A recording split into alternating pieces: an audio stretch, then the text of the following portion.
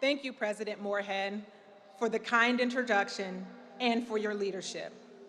Thank you, Sudan, for your message and congratulations on your outstanding achievements.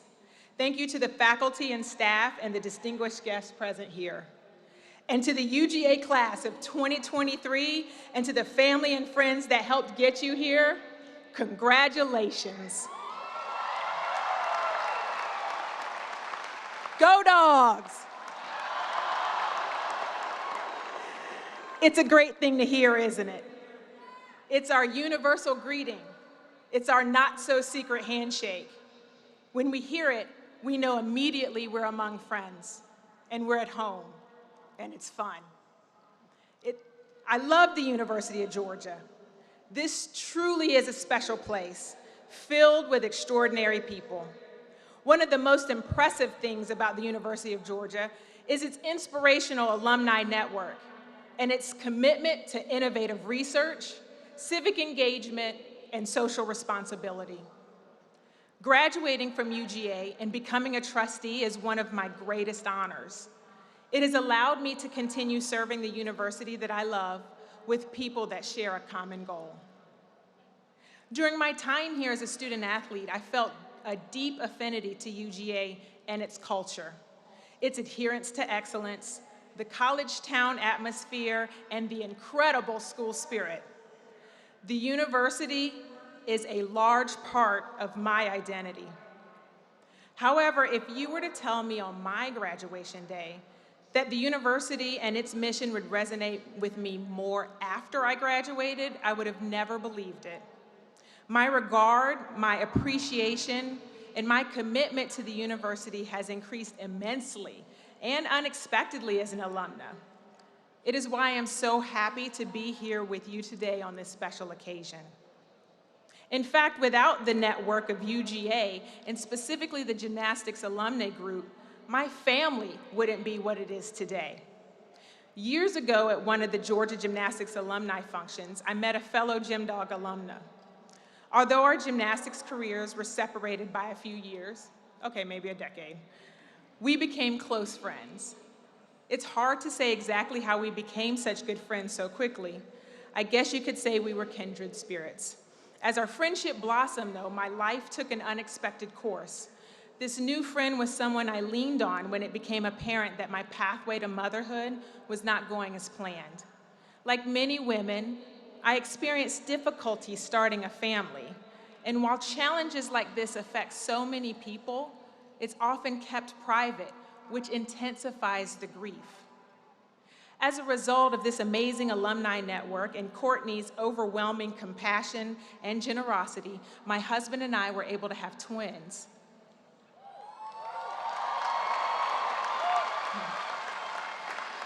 Courtney helped us with the gift of life, and I'm so appreciative. She and the twins, Wardell and Eva, are here today, and I'm eternally grateful to her and to UGA for bringing us together. I have a lot of great Georgia stories and experiences. My best one, I get to live every day in the blessings of my rambunctious children. In the spirit of family, you are all part of the Bulldog family. When you leave here, you will still be part of that Bulldog family, and that is a powerful thing. You made the decision to come to the University of Georgia. It is important to remember that UGA is not just a place to come to, it is now, as you graduate, a place to go from. You are coming from one of the top institutions in the world with one of the most extraordinary alumni networks in the world. We've been ranked in the top 20 best universities in the nation for the past 7 years. We've ranked in the top 10 for best alumni network and the top 15 for internships. The Jerry Moorhead Honors College has produced a record number of academic scholars, including Rhodes, Gates Cambridge, Fulbright, and Goldwater Award winners. And our football team, as you may have heard, has brought home 2 national titles in 2 years.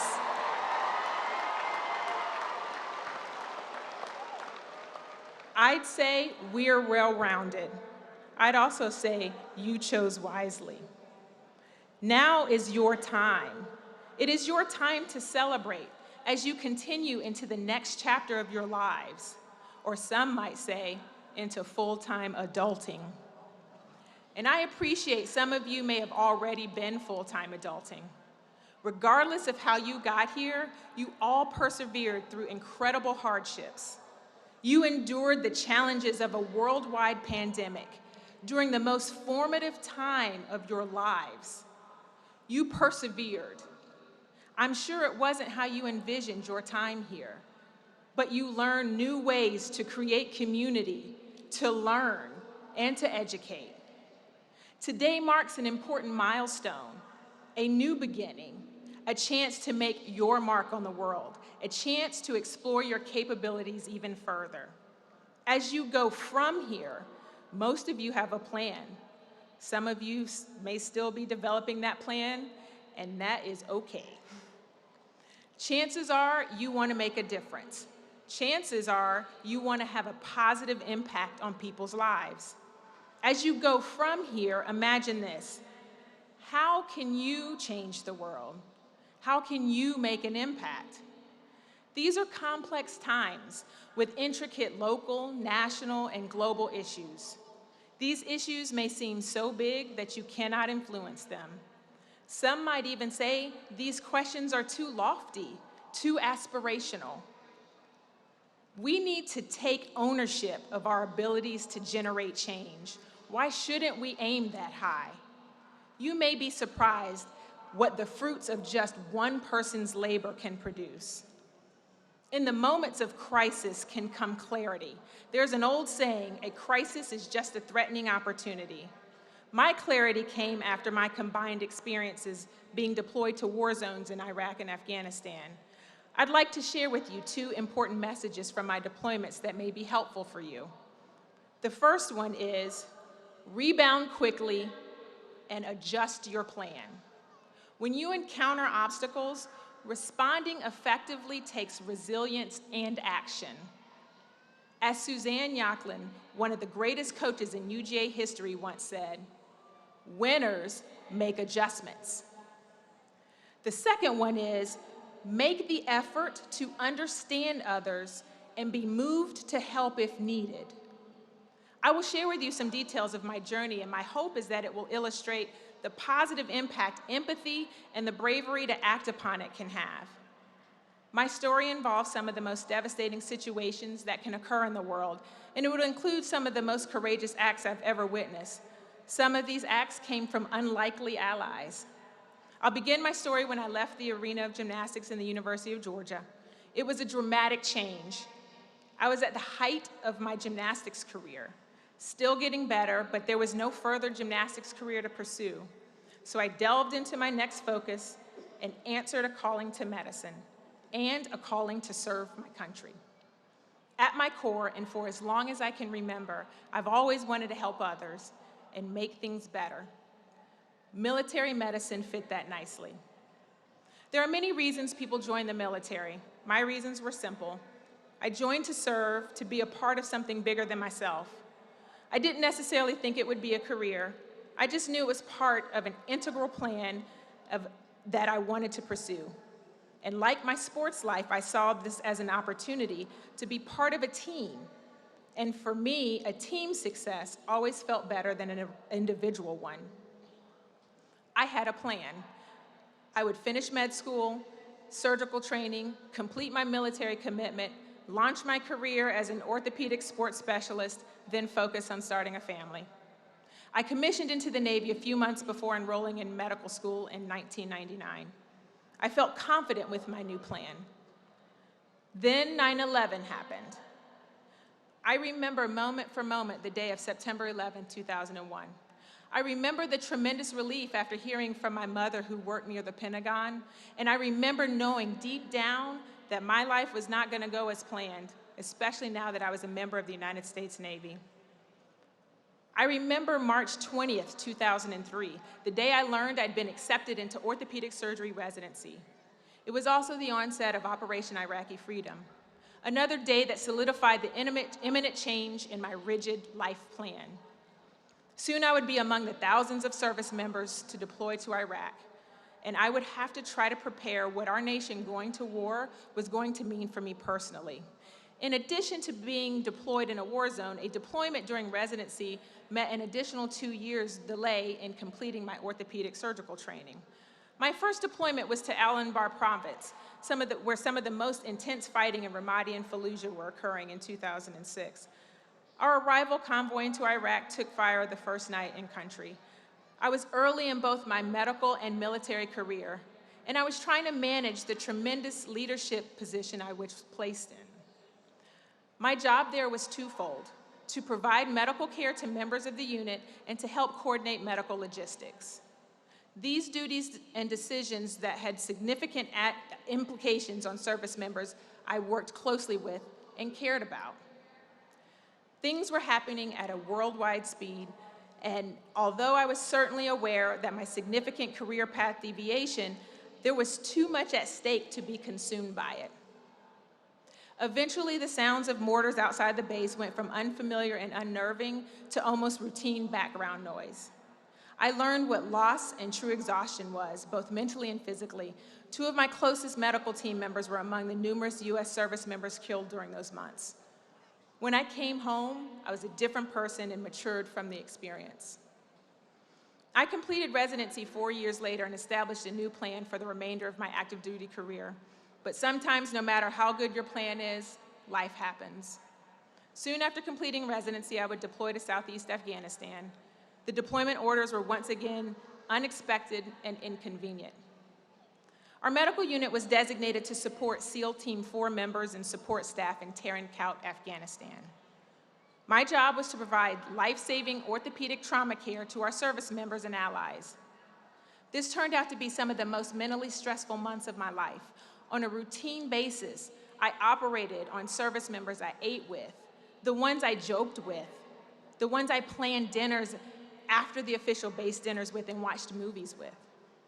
This all made the coalition losses we suffered more traumatizing, as some of these members were close members of my team and my friends.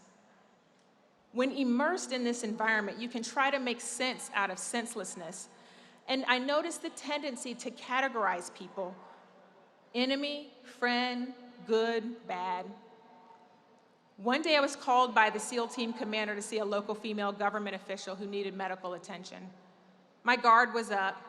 I had seen enough while being deployed that I was wary to trust, which made me indifferent to her.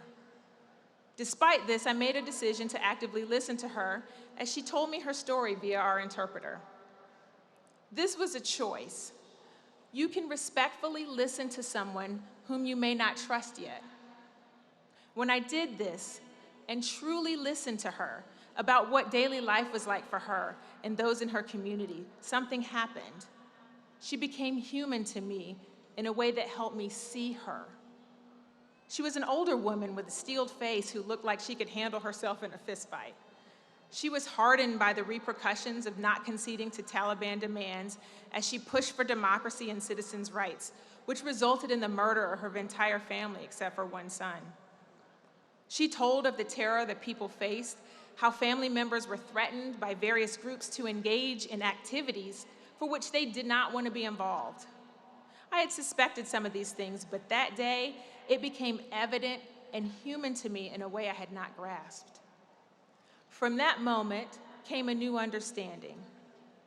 Two conflicting and opposing circumstances can be true at the same time. Two realities can be true at the same time. I came to understand this woman's perspective and others in the region who faced similar horrific choices. Understanding it did not mean I agreed with it, but it humanized it for me, and it paved the way for new solutions. I recognized, had I not listened deeply and heard her story, an incorrect judgment about her and the locals we treated could have easily been made. Our responsibilities also included humanitarian work for the local civilians, and not long after I arrived, I noticed that none of our patients included women. For a multitude of complex reasons, local women had almost no access to adequate medical care. With the leadership and assistance of some phenomenal colleagues and mentors, we sought to change this, which further built upon our humanitarian mission. We met with the local Afghani Minister of Health and made the bold declaration of the need to address trauma and emergency care for women. After intense discussions and affirming our commitment to respecting cultural practices, our proposed plan to treat local women was approved. We solicited every female medical provider in our operational area and put together an all-female trauma team. This was not my goal, to disrupt cultural norms in a foreign society when I deployed to Afghanistan. However, sometimes you must adapt your plans. I witnessed a common goal can be found between two very different cultures when both sides are willing to listen and try to really understand each other. When this happens, amazing things can be achieved. When I came home, I remembered these people and these experiences, and it gave me a new perspective, a wider, deeper understanding.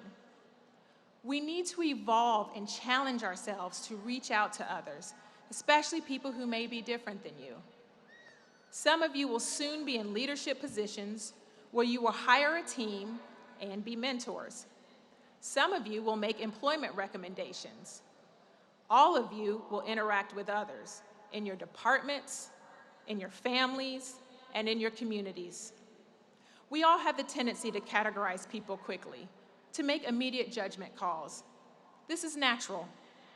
However, the reality is that this simplicity can lead to misunderstanding or even injustice. I challenge each of you to go deeper. And part of going deeper also involves a willingness to look further into ourselves, to examine and challenge our own perspectives and preconceived notions, then be willing to adjust them when presented with new information. While we look deeper, let's also narrow our focus and actively see others. We can practice empathy while still feverishly pursuing our goals. In fact, you may find it actually helps you achieve them.